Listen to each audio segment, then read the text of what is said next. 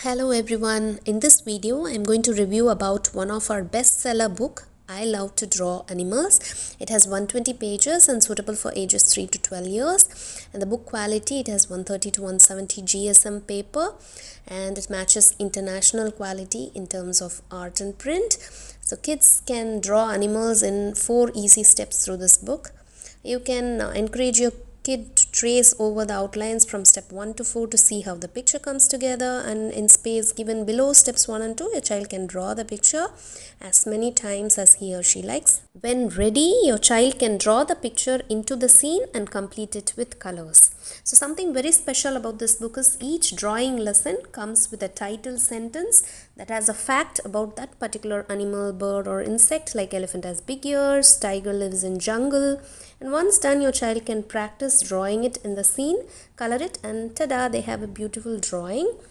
And bonus, last few pages comes with doodling scene. So this is available at Kids Buy, and we highly recommend you to get this book for your kid.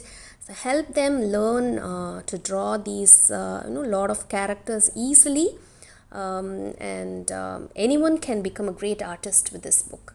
This book is priced rupees 200 only. To order, you can WhatsApp +91 9940308087.